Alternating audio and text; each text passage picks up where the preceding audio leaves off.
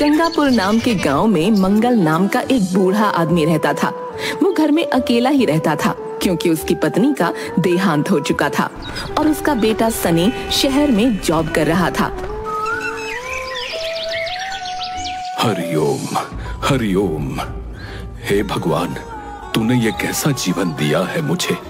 मेरी पत्नी थी तो वो तूने अपने पास बुला ली और बेटा मुझे छोड़ के शहर चला गया। अब मैं अकेले किसके सहारे जियूं? क्या करूं? कुछ समझ में नहीं आता। मंगल उठता है, मुंह हाथ धोता है, अपने लिए नाश्ता बनाता है और तभी उसके बेटे का फोन आ जाता है। कैसे हो पापा? पापा, शहर जाकर गांव के संस्कार भूल गया है बिल्कुल। अरे मेरा मतलब नमस्ते पिताजी, कैसे हैं आप? मैंने पैसे भेजे थे, वो मिल गए आपको? हाँ, मिल गए। तो आप इतने गुस्से में क्यों लग रहे हो? गुस्सा ना करूं तो और क्या करूं? पता, तू मुझे यहाँ अकेला छोड़कर चला गया है। न घर में कोई बात करने को, न बाहर कोई काम करने को। पूरे दिन बोर होता रहता हूँ। अरे पिताजी, फिर वही बात। आपको मालूम है मेरा शहर में काम करना कितना जरूरी है, और गांव में तो सब मिलजुल कर रहते हैं पापा। तो लोगों से मिलिए, बात करिए, मन बहल जाएगा। हाँ, बस दूसरे लोगों से मिलूं, लेकिन तू मिलने नहीं आएगा मुझसे। चल, फोन रख। मंगल गुस्से में फोन रख देता है और बाहर टहलने निकल जाता है। खुद का बेटा होते हुए बाप दूसरों से बात करे।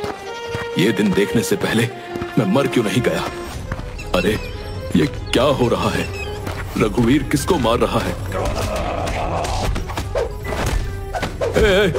रुक जाओ, ये क्या हो रहा है? मंगल चाचा, तुम साइड हट जाओ, ये मेरा दंगल है। दंगल? ऐसे भला कौन सा दंगल होता है? तुम तो उसे मार रहे हो। मुझे बचाओ मंगल चाचा, एक औरत ने मेरे ऊपर चोरी का झूठा इल्जाम लगाया था। मैंने इन्हें बताया भी कि ये झूठ है, लेकिन इन्होंने कहा कि इसका फैसला दंगल से होगा और मुझे मारने लगे। रघुवीर गंगापुर के प्रधान मोहनदास का भाई था। वो एक पहलवान था और हर समय अपनी पहलवानी लोगों पर दिखाता रहता था।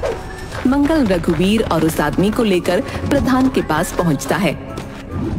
अपने भाई को संभालो मोहनदास, न्याय के नाम पर ये दंगल कर रहा है, वो भी आम लोगों से, जिन्हें दंगल का क ख ग तक नहीं पता। अरे तुम्हें तो पता ही है मंगल कि हमारे गांव में न्याय और हर बड़ा फैसला ऐसे ही होता है। हाँ, ये न्याय की प्रणाली तुम्हारी ही बनाई हुई है, जो कि सरासर गलत है। मेरी मानो तो इसको खत्म कर दो, वरना क्या आप हमें मारोगे? मंगल रघुवीर की बात का कोई जवाब नहीं देता और वहां से चला जाता है।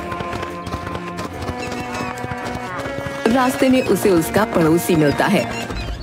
अरे ऐसे गुस्से में कहां से आ रहे हो मंगल? प्रधान के पास से आ रहा हूँ। उसने हमारे गांव को एक मजाक बनाकर रख दिया है, और प्रधान का पहलवान भाई रघुवीर, वो तो अपने आप को प्रधानमंत्री समझता है। अरे शांत हो जाओ मंगल, शांत हो जाओ, क्योंकि मैं जो खबर तुम्हें सुनाने वाला हूँ ना, उसे सुनकर तो तुम्हारा खून जो है और ज्यादा खौल उठेगा, बता रहा हूँ। क्या हुआ है? अरे प्रधान का कार्यकाल पूरा होने वाला है और अब जो अगला प्रधान चुना जाएगा ना, वो दंगल से चुना जाएगा। अरे क्यों फेंक रहे हो भाई? है? ऐसा कुछ नहीं हो सकता। गांव की जनता ऐसा होने ही नहीं देगी। अरे देख लेना, तुम देख लेना, पता चल जाएगा तुम्हें, क्योंकि अपने गांव की जनता एक मूक दर्शक है और कुछ भी नहीं, बता रहा हूँ। अगले दिन जब मंगल फिर से घर से निकलता है तो वही नजारा देखता है। अरे आज फिर ये किसी को मार रहा है। अरे रुक जाओ रघुवीर, मैंने तुम्हें कल भी मना किया था, पर तुमने फिर वही काम शुरू कर दिया। अरे चले जाओ चाचा, अरे क्यों बीच में पड़ रहे हो? हाँ मंगल चाचा, आप रहने दो। अगर यहाँ का यही कानून है तो यही सही। कोई मेरा घर हड़पना चाहता है तो उसको बचाने के लिए मुझे लड़ना पड़ रहा है तो मैं लड़ूंगा। हाँ, लेकिन तुम कोई पहलवान नहीं हो, तुम रघुवीर से नहीं जीत सकते। मंगल भागता हुआ प्रधान के पास जाता है। अरे यार तुम फिर आ गए हैं, बताओ। मैंने तुमसे कहा ना कि यहाँ का यही तरीका है? अपना समय बर्बाद ना करो यार। जाओ यार मंगल, जाके दंगल देखो, जाओ। लेकिन मोहनदास, समझने की कोशिश करो, ये गलत है। अभी भी समय है, अपने छोटे भाई को रोक लो। अबे यार, अबे अबे जाओ। अबे क्यों बुढ़ापे में अपने और मेरे दिमाग का दही कर रहे हो यार? अबे जाओ ना। मंगल वापस जाता है तो देखता है कि वहाँ भीड़ लगी हुई है और वो आदमी बहुत बुरी तरह मार खा रहा है। रघुवीर, उस बेचारे पर रहम करो। ऐसे लोगों पर जुल्म करना तुम पर बहुत भारी पड़ेगा। अरे कौन रोकेगा मुझे? तुम। और ये कहते हुए रघुवीर उस आदमी को उठाकर पटक देता है, जिसके बाद वो नहीं उठ पाता और हार जाता है। आसपास खड़े सभी लोग हंसने लगते हैं। तुम लोगों को ये चीज मजाक लग रही है? यहाँ खड़े होकर हंस रहे हो आराम से। कल इस आदमी की जगह तुम भी हो सकते हो, याद रखना।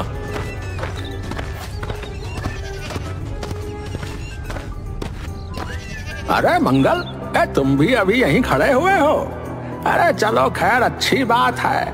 मैं एक ऐलान करने आया था। ऐलान तो वो ऐलान तुम भी सुन लो, बता रहे हैं। मेरा कार्यकाल जो है खत्म हो रहा है और अब अगला प्रधान चुना जाएगा। अगला प्रधान चुने जाने के लिए दंगल किया जाएगा, जो दंगल मेरा भाई आयोजित करेगा और मेरा भाई ही लड़ेगा। जो कोई भी प्रधान बनना चाहता है वो अपना नामांकन करे और मेरे भाई से दंगल लड़े। जिसने भी उसे हरा दिया वो प्रधान बन जाएगा। भगवान से डरो मोहनदास, कम से कम चुनाव की प्रक्रिया तो पहले वाली रहने दो। अरे चाचा, अरे क्यों थक रहे हो? अरे किसी को कोई दिक्कत नहीं है, बस तुम ही बोल पड़े हो। मुझे नहीं पता ये लोग क्यों नहीं बोल रहे, डर की वजह से या इन्हें कोई मतलब ही नहीं है अपने गांव से।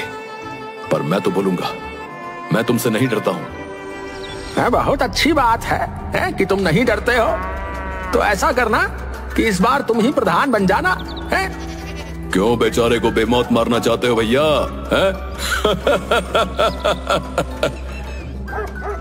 रघुवीर और मोहनदास हंसते हुए वहाँ से चले जाते हैं। मंगल सबको समझाना शुरू करता है कि उन्हें उसके खिलाफ आवाज उठानी चाहिए। तुम लोग ऐसे हाथ पे हाथ धरे मत बैठे रहो। रघुवीर के खिलाफ ये दंगल लड़ो और प्रधान बनो। अरे चाचा, अरे तुम्हें मालूम भी है कि रघुवीर के खिलाफ कोई नहीं खड़ा हो सकता। वो हम सबको धोबी पछाड़ देगा। हाँ और क्या, हमें फालतू में मार खाने का कोई शौक नहीं है, बता रहे। फालतू में मार तो तुम लोगों को खानी ही पड़ेगी। अगर मोहनदास दोबारा प्रधान बन गया तो बस फर्क ये है कि अगर अभी मार खा लोगे तो शायद जीत जाओ और दोबारा मार न खानी पड़े। मंगल उन सबको बहुत समझाता है, पर वो लोग मंगल की बात नहीं मानते।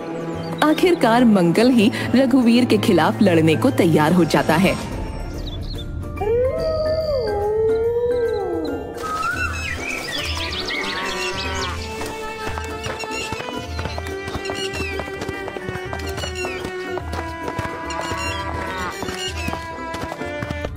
क्यों बुढ़ापे में अपनी हड्डियां तोड़वाना चाहते हो भाई? पूरे गांव ने चूड़ियां पहन रखी हैं, तो तुम्हें मर्द बनने का शौक क्यों चढ़ा है बे? मंगल ऐसा ना करो, तुम्हें भी पता है तुम जीत नहीं सकते। हार जीत मायने नहीं रखती, लड़ना मायने रखता है और मैं लड़ूंगा। रघुवीर और मंगल आमने सामने आ जाते हैं। पूरा गांव वहां इकट्ठा था। दंगल शुरू हुआ, लेकिन हुआ वही जिसकी उम्मीद थी। रघुवीर ने मंगल को उठाकर पटक दिया। लो, बस हो गया काम। बड़े आए रघुवीर को हराने वाले। ये चचा बड़े आ रहे थे रघुवीर को हराने हैं। लेकिन भैया चचा के हिम्मत की दाद देनी पड़ेगी, नहीं देनी पड़ेगी? दाद देनी पड़ेगी भैया।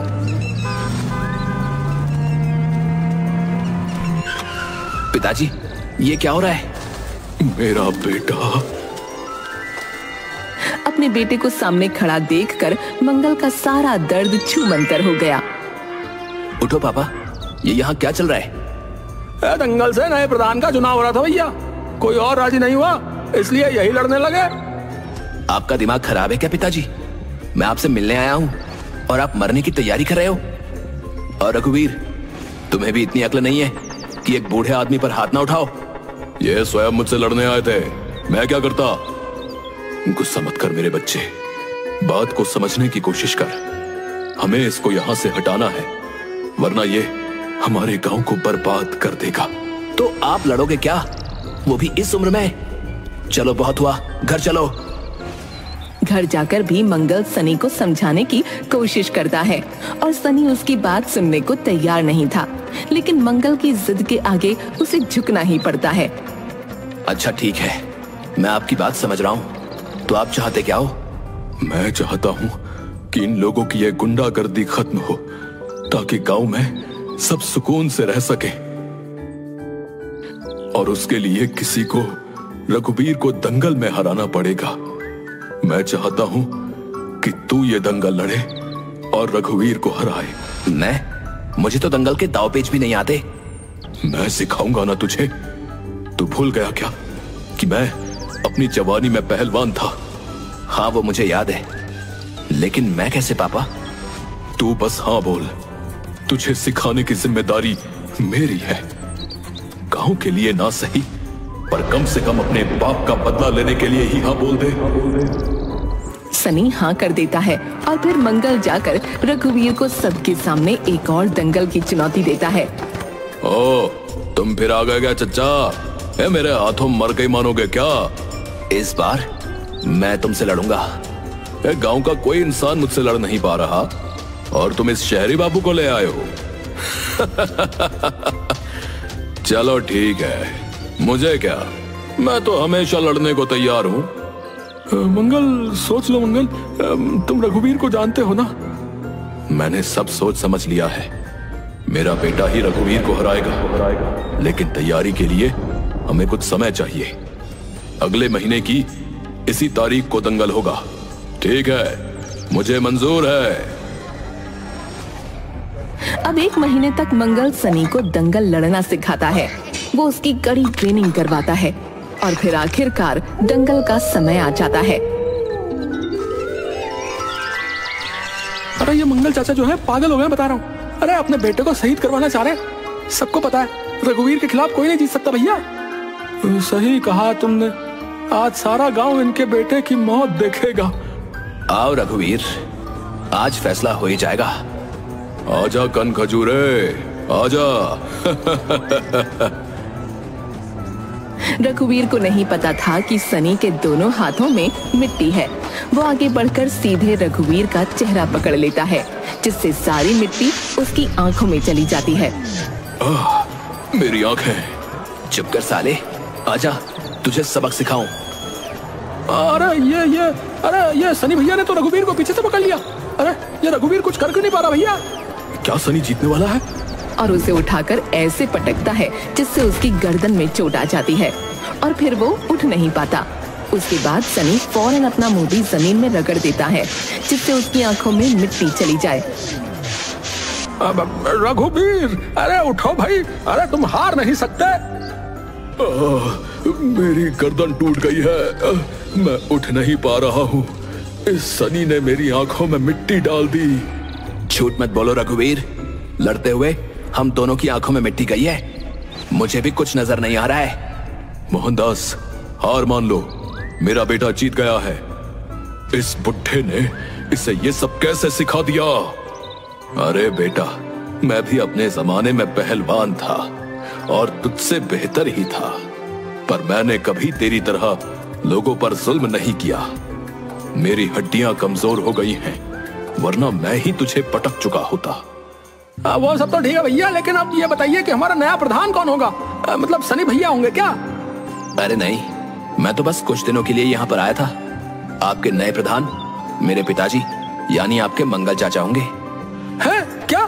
बोलो मंगल चाचा की जय, मंगल चाचा की जय, मंगल चाचा की जय, मंगल चाचा और की। इस तरह से गंगापुर के मंगल चाचा ने मोहनदास और उसके भाई का दंगल राज यानी जंगल राज खत्म किया और गांव में खुशहाली लाए।